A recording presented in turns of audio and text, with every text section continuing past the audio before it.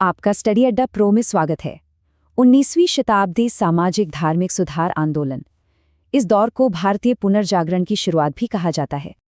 आज के इस लेक्चर में हम क्या क्या देखने वाले हैं, चलिए उस पर एक नज़र डालते हैं। सबसे पहले हम समझेंगे कि इन सुधारों का नेचर और स्कोप क्या था। फिर बात करेंगे उन सामाजिक और धार्मिक कुरीतियों की जिनके खिलाफ यह आंदोलन खड़े हुए।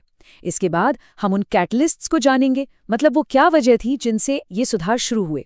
फिर हम देखेंगे कि कौन से नए वर्ग और माध्यम थे जिन्होंने इस बदलाव को आगे बढ़ाया। और आखिर में हम पूरे टॉपिक का एक क्विक समरी करेंगे जिसमें वो सारे फैक्ट्स होंगे जो याद रखने जरूरी हैं। तो चलिए शुरू करते हैं हमारे पहले टॉपिक से, सुधारों का स्वरूप और दायरा। तो देखिए, ये जो सुधार थे ना, ये असल में 2 लेवल्स पर काम कर रहे थे। पहला था व्यक्तिगत स्तर, जहां सीधे सीधे सामाजिक कुरीतियों को खत्म करने पर जोर दिया गया, और दूसरा था संस्थागत या कहें कि सामूहिक स्तर पर, जहां धार्मिक अंधविश्वासों को हटाने का काम किया गया, क्योंकि यही समाज की तरक्की में एक बहुत बड़ी रुकावट बने हुए थे। तो सवाल ये है कि आखिर ऐसी कौन सी कुरीतियां थी समाज में जिनके खिलाफ आवाज उठाना इतना जरूरी हो गया था। चलिए देखते हैं। अगर हम सामाजिक कुरीतियों की बात करें तो सबसे पहले नजर जाती है महिलाओं की स्थिति पर। उस समय समाज में कन्या शिशु हत्या, बाल विवाह और सती प्रथा जैसी बहुत ही अमानवीय प्रथाएं थीं। यही नहीं, बेमेल विवाह और विधवाओं की जो दयनीय हालत थी वो उनकी मुश्किलों को और बढ़ा देती थी। और इन सब के ऊपर उनके लिए शिक्षा का तो पूरी तरह से अभाव था, दरवाजे लगभग बंद ही थे। और मामला सिर्फ महिलाओं की स्थिति तक ही सीमित नहीं था।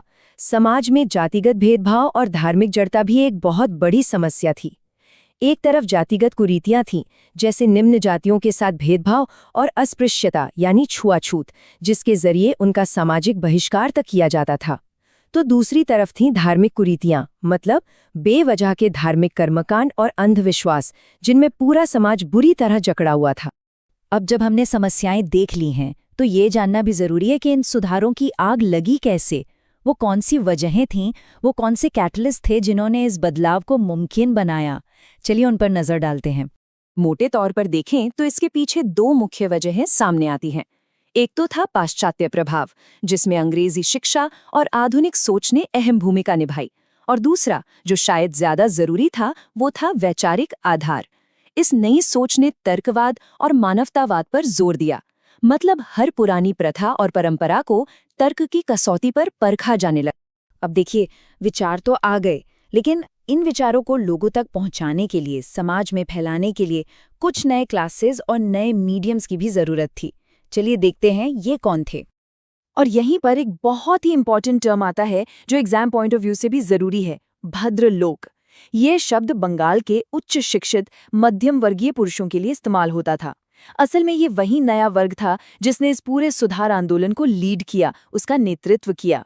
इस पूरे बदलाव में 2 और किरदारों की भूमिका काफी इंटरेस्टिंग रही, एक प्रेस और दूसरा ब्रिटिश प्रशासन।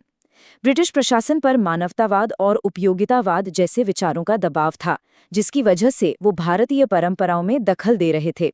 वहीं दूसरी तरफ प्रेस की ताकत ने धर्म ग्रंथों को आम लोगों तक पहुंचा दिया। इससे हुआ ये कि पढ़े लिखे वर्ग को तर्क के आधार पर उन ग्रंथों की दोबारा व्याख्या करने का मौका मिला। चलिए अब लेक्चर के आखिर में पूरे टॉपिक को क्विकली रिवाइज कर लेते हैं। ये वो की पॉइंट्स हैं जो आपको एग्जाम के लिए जरूर याद रखने हैं। तो याद रखने वाली बातें क्या हैं? सबसे पहले 3 मुख्य विचारधाराएं थीं, तर्कवाद, मानवतावाद और उपयोगितावाद। इन सुधारों के 2 प्रमुख हथियार थे, पाश्चात्य शिक्षा और प्रेस। इस आंदोलन को लीड करने वाला एक विशेष वर्ग था, भद्रलोक, जो बंगाल के शिक्षित पुरुष थे। और इन सबका एक ही लक्ष्य था, सती प्रथा, बाल विवाह और जातिगत भेदभाव जैसी कुरीतियों का अंत करना।